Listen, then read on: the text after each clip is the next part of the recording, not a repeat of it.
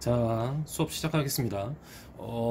인강이기 때문에 진도 나갈 수 있는데 한계점이 있어가지고 오늘은 방정식과 부등식의 활용까지만 나갈 거예요. 그 다음에 목요일날 같은 경우에는 뒤에 변화율에 관련된 속도와 가속도 파트를 나가도록 하겠습니다.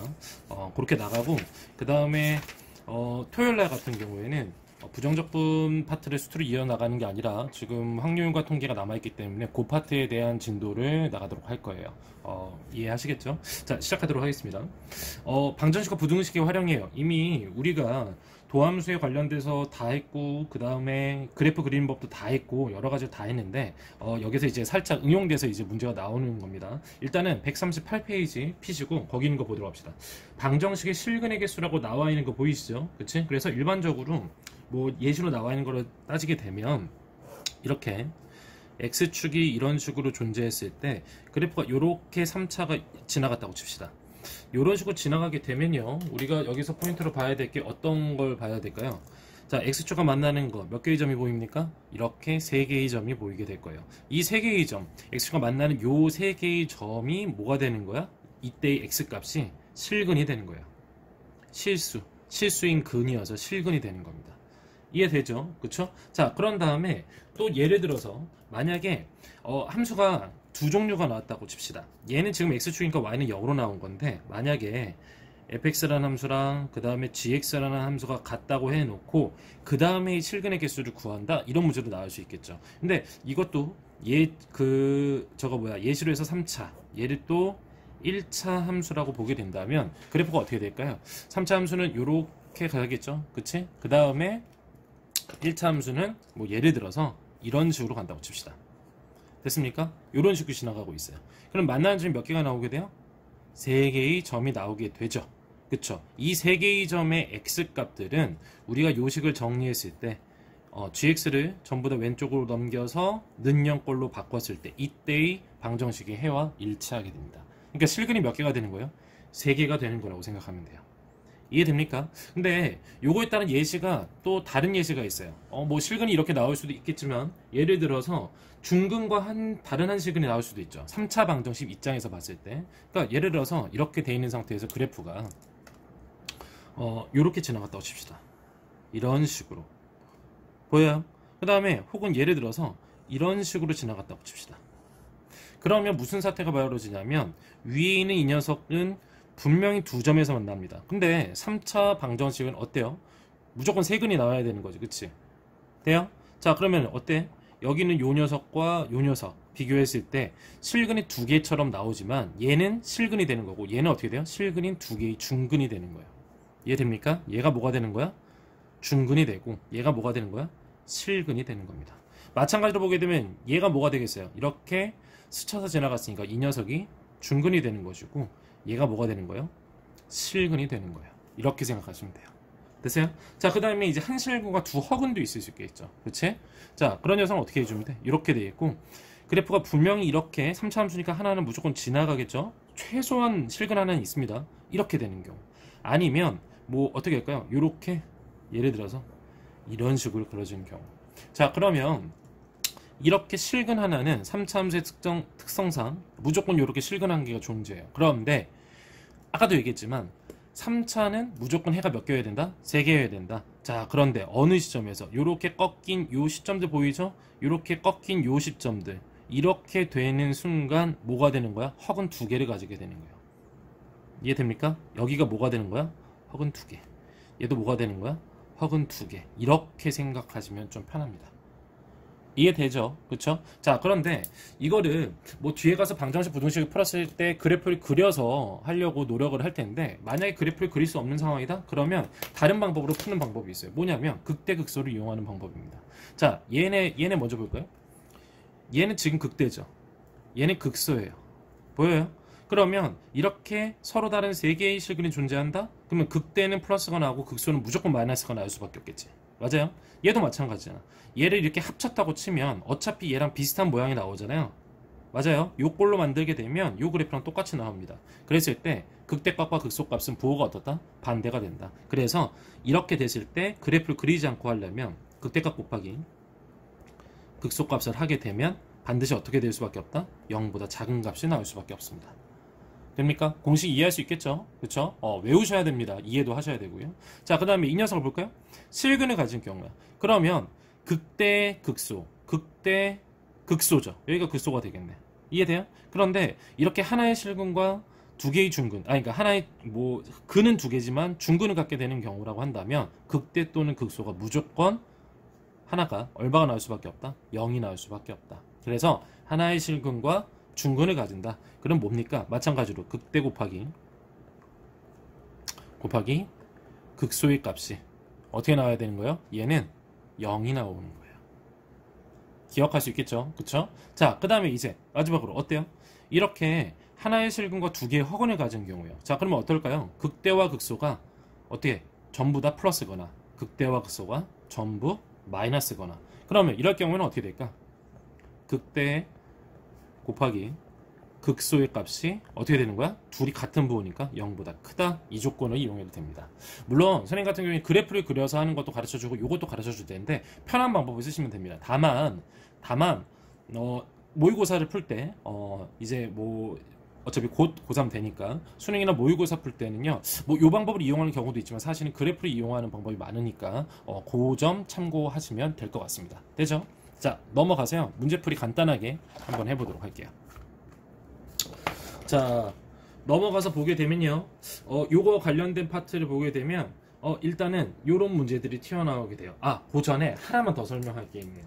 뒤에 이제 140페이지부터 139페이지 여러 가지 나온 것들이 있는데 부등식에서의 활용이고 성립함을 증명하라 어쩌고저쩌고 다 나와 있어요. 그쵸? 자, 근데 간단하게 생각해서요, 이거는 이렇게 생각하면 돼요. 이상이었을 때 무조건 성립을 한다? 그렇게 되면요, 이렇게 생각합시다. 예를 들어서 3차가 있어요. 그리고 어느 범위 이상, 예를 들어서 x의 값이 a 이상이었을 때, 여기를 a라고 정할까요? x가 a일 때입니다. 이렇게 돼 있어요. 그러면 요거 이상에서 무조건 x축보다 위에 있어야 된다라는 형태의 문제가 분명히 나오게 될 거예요. 여기를 x축이라고 정할게요. 됐어요? 그랬을 때 그거에 대한 증명이라든지 아니면 값을 구하라고 한다고 칩시다. 그러면 x는 a 이상, 그러니까 우리가 여기 쓸 수 있는 그래프는 어디야? 여기서부터 여기까지밖에 없는 거지. 그러면 얘가 x축보다 위에만 있으면 되는 거잖아. 그쵸? 자, 그러면요, 고민할 필요가 없어요. 왜 고민할 필요가 없냐면 이것만 보면 되잖아. 얘에서 최소값이 어디예요? 극소값이에요. 맞아요? 그래프의 대략적인 형태를 우린 그릴 수 있으니까. 그러면 여기 나와 있는 요 극소값 자체가 뭐보다 크다라고 하면 되는 거야? 0보다 크다라는 것만 증명하면 되는 겁니다. 그러면 x가 a였다고 치고, 그러면 극소값을 가졌을 때 요 값은 x가 b였을 때라고 한번 생각을 한번 해봅시다. x가 b였을 때요. 그러면은 우리 어떻게 돼? fb의 값, 그쵸? 그리고 다시 한번 얘기하지만 이 범위 내에서 최소값이면서 그 다음에 여기서는 뭘 의미한다? 극소를 의미한다. 이 값 자체가 뭐보다 크면 된다? 0보다 크면 된다. 이렇게 하시면 돼요. 그런데 만약에 우리가 문제를 풀다 보면 여러 가지가 나오는데, 예를 들어서 요 시점, 극소점이 되는 시점부터 해서 여기까지만 했다고 칩시다. 그러니까 b가 뚫려 있어요.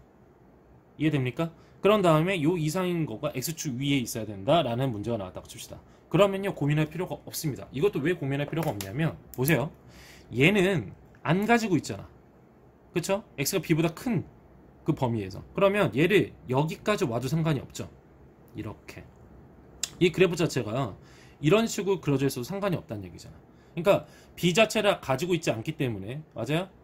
b를 안 가지고 있기 때문에 우리 어떻게 할 수 있는 거야? 요 b 값이 없기 때문에, b였기 때문에 이 b였을 때는 x축에 닿아도 상관이 없는 거야. 맞아요? 그런 다음에 나머지 옆에 있는 것들은 다 올라가야겠죠. 그러면 이럴 때 같은 경우에는 조건 자체가 어떻게 되는 거야? f, b의 값 자체가 몇 이상이어도 상관이 없다? 0 이상이어도 상관이 없습니다. 이해됩니까? 그러니까 굉장히 미묘한 차이인데 문제마다 이런 것들이 다 다르게 나오기 때문에 항상 생각을 해야 돼요. 이해되죠? 이 범위가 이상 이하인지 포함이 되는지 아니면 비어 있는지 이런 걸로 장난을 치니까 잘 기억을 한번 해두도록 합시다. 자, 간단하게 몇 문제 풀어보도록 할게요. 몇 문제 풀어보도록 할 건데, 일단은 141페이지 필수예제 27번인가요? 요거를 한번 보도록 할게요. 필수예제 27번입니다. 문제가 뭐가 나와 있냐면 이렇게 나와 있네요.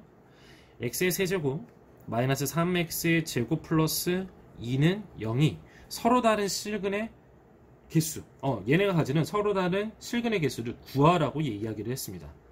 보여요? 그쵸?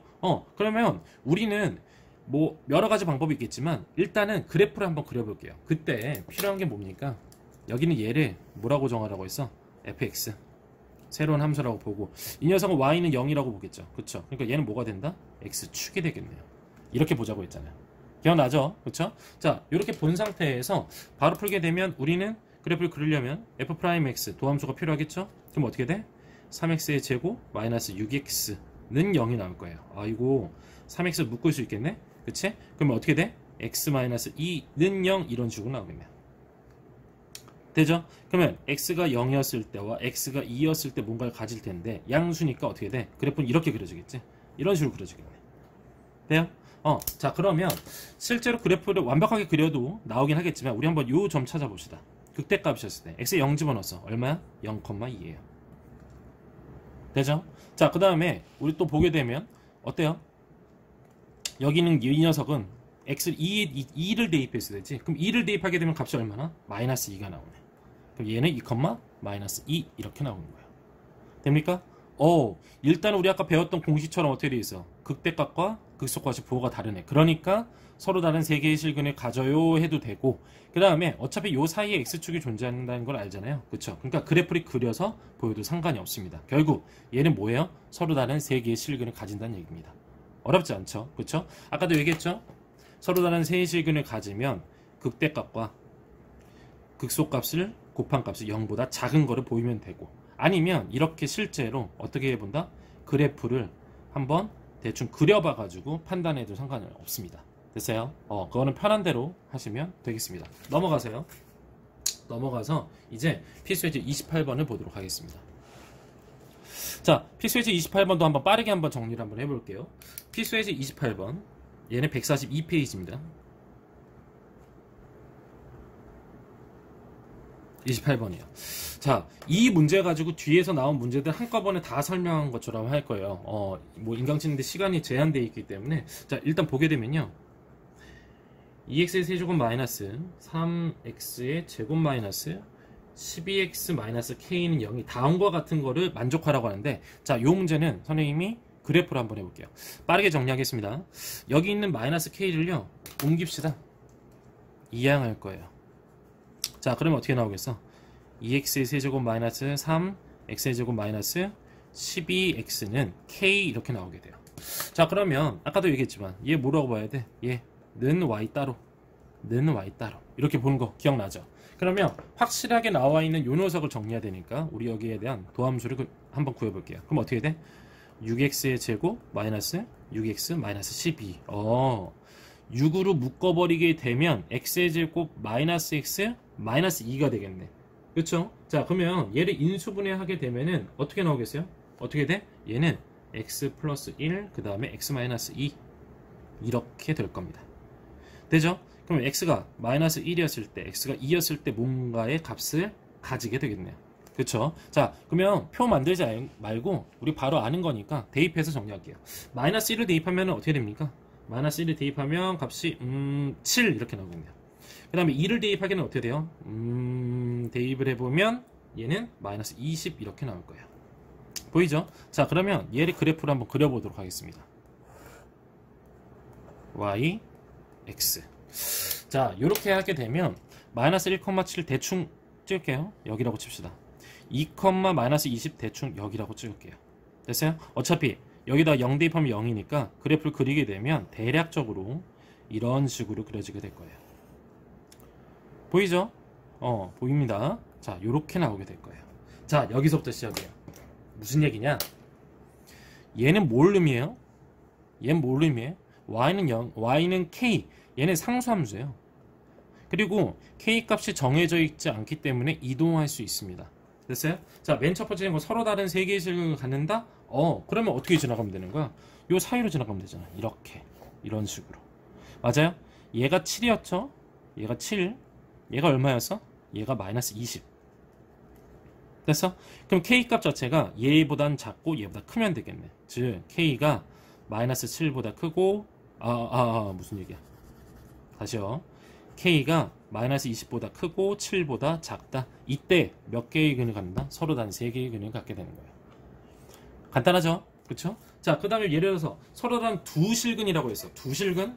두 실근이라는 건 결국 무슨 얘기야? 요걸 얘기하는 거죠. 하나는 접하고 하나는 만난다. 또 하나는 접하고 하나는 만난다. 이해돼요? 그쵸? 이때는 범위라는 게 없지. 그냥 뭐 할 때야? K가 7, 그 다음에 K가 얼마? 마이너스 20. 이때는 서로 다른 두 개의 실근. 중근도 사실은 원래는 두 개의 실근이 존재하는 거지만 하나로 치잖아요. 그쵸? 그렇게 똑같은 값이니까 그렇게 생각을 합니다.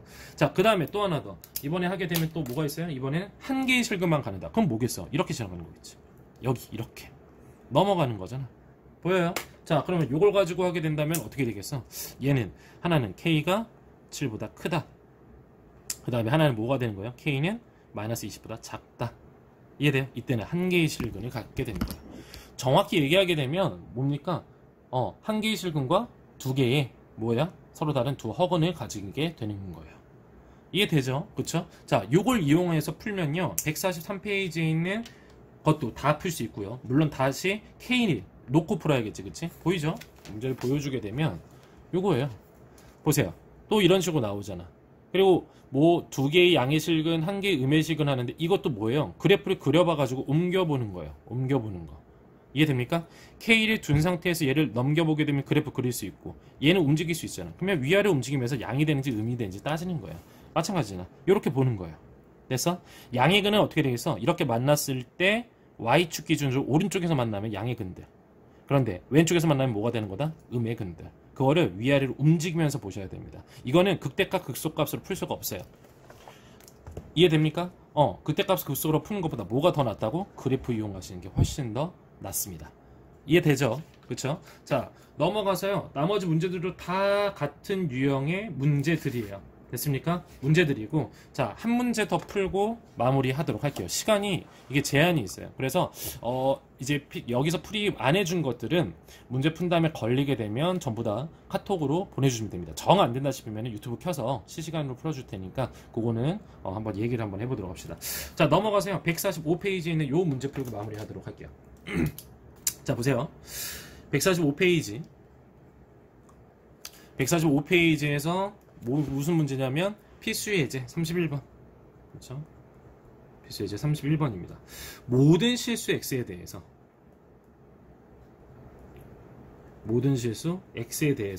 부등식 어떤 게 성립해야 돼? x에 대해 제곱 마이너스 32 x 플러스 a가 몇 이상이다? 0 이상이 성립하는 거를 했을 때 a 값의 범위를 구하래요. 그렇죠? 자, 그러면 4차함수의 형태인데다 우리 알고 있잖아. 이런 형태로 되어 있으면 여러 가지 상황을 봤을 때 일반적으로는 이런 식으로 그려질 거예요. 대략적으로 막 꼬이는 형태가 아니라 뒤에 이렇게 x나 x세제곱이 부족하면 이런 식으로 나오게 될 겁니다. 어쨌든 우리는 또 여전히 뭘 해야 되는 거야? 얘도 y는 별도의 함수로 보도록 하겠습니다. 자, 이렇게 본다 하더라도 y는 0은 여전히 x축을 의미하겠죠. 그쵸? 그런 다음에 여기는 요거 가져와서 y'이라고 해서 한번 구해볼게요. 자, y'이 어떻게 나오는지 미분했을 때 어떤 게 나오나 봅시다. 그럼 y'은 어떻게 되겠어? 4x의 세제곱 마이너스 얼마? 32 하고 끝나게 되죠. 얘는 4로 묶게 되면 어떻게 됩니까? x의 세제곱 그다음 마이너스 8 이렇게 나오고, 다시 인수분해 되죠? 4 하게 되면 어떻게 돼? x 마이너스 2 이렇게 될 것이고, 그 다음에 뭐야? 얘는 어떻게 돼? x제곱 플러스 2x 플러스 4 이렇게 인수분해가 될 거예요. 자, 여기서 분석을 잘해야 되는데 얘는 명백하게 있어요. x는 2였을 때 그게 무슨 값을 가지게 될 거야. 그런데 얘는 어때? 판별식 d를 써보게 되면 어떻게 됩니까? 판별식 d가 0보다 작게 됩니다. 그러니까 얘에서는 어떻게 되는 거야? 허근을 가질 수밖에 없는 거야. 이해돼요? 그치? 그러니까 이 시점들이 여기 요 시점이 되겠죠. 요것들이. 그 다음에 명백하게 나온 x는 2라는 값은 어디를 의미하는 거야? 얘를 의미하는 거야. 됐어요? 자, 그리고 얘는 이상 이하로 꽉 차있는 녀석이죠? 그런데 이게 x축 이상이어야 된다. 아, 그러면 뭐가 되면 되는 거야? 최소한 요거 이상이면 되겠네요. 요거 이상. 보입니까? 그쵸? 이게 x축이라고 하면 맞닿아도 상관이 없고 그 다음에 위에 둥둥 떠 있어도 상관이 없네. 자, 풀진 않을게요. 그럼 뭐예요? 여기 있는 거를 fx로 봤을 때 f2의 값 왜? 여기가 x는 2였을 때니까. 극소값이니까. 2의 값 자체가 몇 이상이면 된다? 그냥 0 이상이면 된다. 대입해서 정리하기는 얼마? 16-64 플러스 a가 몇 이상이면 된다? 0 이상이면 된다. 결국 정답은 어떻게 된다? a는 48 이상이다. 이렇게 문제를 푸시면 되는 거예요. 다 이런 문제입니다. 알겠어요? 뒤에 있는 거 146페이지에 있는 문제들도 응용되는 것처럼 보이지만 이렇게 되어 있는 문제예요. 기억할 수 있겠죠? 그렇죠? 고생했습니다. 통화하면서 다음 거 어떻게 나갈지 말씀드리도록 할게요.